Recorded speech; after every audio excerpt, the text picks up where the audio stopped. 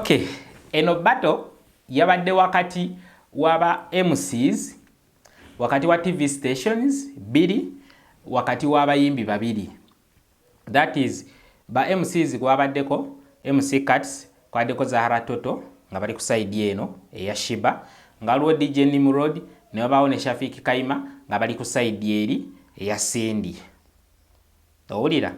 Then mu TV wabaddewo Sanyuka TV kubanga yadde streaming live, ne wabaawo ne BBS Telefina nayo yabadde streaming live. Mu bayimbi wabaddewo Sheebah ne Cindy, ekyo ffenna tukimanyi. Wuliriza ebigambo bino. Lwaki nkugamba nti yabadde wakati, bato yabadde wakati w'ebintu bisatu. TV stations wabaddewo ba MCs nabo babadde mu bato, ne wabaawo n'abayimbi. TV stations Sanyuka TV ne BBS babadde ba streaminga. Naye abantu abasinga babadde nnyo ku Sanyuka, naye amazima ekifaananyi kya Sanyuka weba bato Sanyuka bagikubye ku ttaka kuba ekifaananyi kyabadde kibi n'amaloboozi nga mabi. Kyokka abagudde ku BBS, buli obwedda agwa ku BBS nga tagivaako kubanga ekifaananyi kyabadde kiriya n'amaloboozi nga gali kiriya. Eyo bato ya TV ne tulaba nti BBS yagiwangudde newankubadde abamu badde temukimanyi. Eno ePal 1 Extra amanya nze Medica, tugende mu maaso. Ba MCs wabaddewo Shafiki Kaima ne wabeerawo DJ Nimrod, ne wabaawo Zahara Toto ne MC Cuts. Kati nga abayimbi tebanajja ku stage wabaddewo olutalo olwotalabanga wakati waba MCs. Kyokka n'abawagizi bana ba MC abamu be bagobye ku stage nga bw'olaba wano.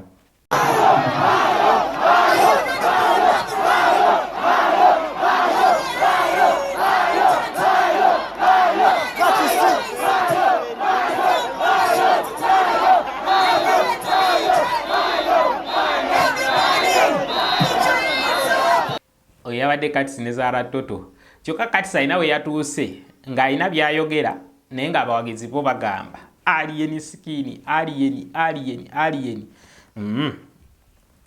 DJ Nimrod alina engeri gye yasooso kikubamu ng'akizza eno. Yakikubye ng'akizza ku sayidi ye kasita yasisa abawagizi ba alien sikini mu mbeera eyo gy'owulira awo. Alien omwesibyeko nene fire yatogisitudde. Anti temwagala. Tumwagala ebyo bigambo byomwe ba bad mind. Gwe bad mind gwe tulina mu industry. Soko ku mazzi kozi togayina. Gwe bad mind gwasinga obwa ku mazzi nnyo ku mazzi Zahara togayina nnyo ku mazzi. Ekyo kyadde ky'amagezi nnyo webanga yabadde bato.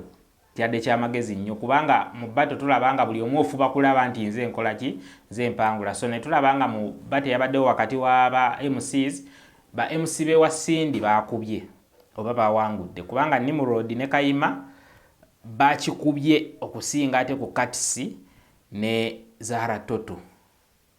Already Cuts alina emisweba gye ne Sanyuka TV na biki. Then ne Nimrod ate yakozeseza advantage eyo n'akireeta mu ntandikwa n'abanga asika crowd abawagizi abali eri nga ba alien skin n'abakuba n'abaza ku side yani ya Sheebah kubanga waliwo ekiteebereka naddala mu biseera bino oba mu biro bino bye tulimu. Okay, olw'onnongo olw'aba MCs luwedde tulabye nga DJ Nimrod yalangidde Zahara Toto obutabana butabana mazzi performance nga zitandika. Bwe batoosinze ekinusu Sheebah ye yasoose. Sheebah bazze bamusitudde nga bw'olabaawo mu kujja nga bamusitudde ne babaawo ka creative dance awo akazinibwa. Sheebah n'atandika okuyimba byayimbye. Okay, abasinga babadde boogera nti Sheebah yasoose n'amala obudde awo, simanya bazze bambadde biki, bambadde yayambadde nga malayika, simanya n'akola biki. Ebyo byonna Sheebah bye yakoze. Ebyo byonna Sheebah bye yakoze yadde alina obbikola kubanga initially ekivulu kino kyali kya Sheebah. Ekyokuba nti bato kyajjamu buzzi luvannyuma naye nga yali Yolo Festival mba mujjukira bulungi ekivulu kyali kya Sheebah. Kitegeeza yali alina by'apanze okukola ng'abayimbi abalala bonna bye bazze nga bakola nga bakoze show zaabwe naddala shenene ng'eyo engeri gyagenda okuyingiramu ku stage, abazinyi, creative dance bolabe bazinye na buli kimu, tulaba nti kiraga nti yali akipanze kuva amabega nti kyajja okukola ku show ye, newankubadde ate we byayingidde mu battle era teyakyusizza concept, wabula yandigikyusizza n'abaako engeri gyakolamu ng'eraga nti alina okompitinga n'omuntu omulala, so si sure nti yiye nga ye, kubanga ekyo kyakoze singa yabadde yiye bandigambye Sheebah yapresentinze bulungi, yazze n'aperforminga ne bazinamu awo ne bakuba obugoma ne bakola biki baziba musitudde, ebyo byanimukoledde nga show yiye ng'omuntu omu. Wabula Cindy we yazzeeko ate ye yatandise ne fireworks, ako n'akuba akabonero kamu, n'akuba oluyimba lw'eggwanga n'akuba akabonero akokubiri. Performance ya Cindy yabadde nnungi, yayimbye bulungi, ffenna tumumanyi ku live band muka, naye nze ng'omuntu ninawe nalabye yakoleddemu ensobi, waliwo yawemulidde ate show zino zaadde streaming bwa live newankubadde obudde wadde bwa kiro naye ababadde wakabadde babiraba.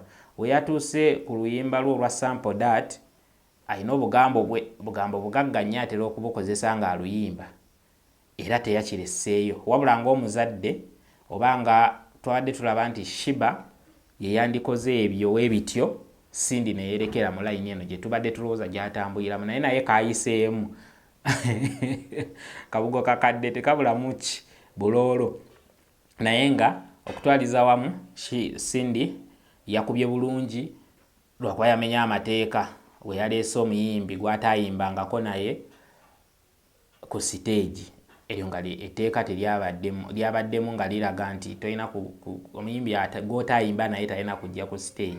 Sheebah yaleese abayimbi be, Palaso yabaddewo, abayimbi be yakola nabo kolabo babaddewo abamu, n'akuba ekintu kye bulungi. Kasita round esooka yawedde akavuyo ne katandika, twalabye MC Katisi nga betwala ne Kasuku, don't touch me, okay. Ne tulaba nga Rita Dancehall yazze nga ayagala kuba kayima, newankubadde kayima ye yagambye nze sirwana n'abakazi waddewo akavuyo kangi awo. So ebyakubiza Sheebah mwabaddemu performance ze, kubanga amazima yadde afulatinga, ne mubeeramu ba MC be yalonze, oba simanyi baye yabalonze oba be bamulonze, nabo bamukubizza okutwaliza awamu. Cindy n'abanga wangudde bate eno mu kulaba ng'okwaffe wano ku Pal One Extra, kubanga ye Sheebah ba MC be okwadde Zara Toto ne Katisi ate ne dansa we n'alaga empisa embi ez'okwagala okulwana, awo n'abanga aluuzinze newankubadde show yali yiye. Cindy n'avaawo n'obubonero ng'abukukumbye kubanga obanga ba MC bate abawagizi batandise obagoba ku stage oba toyinaawo.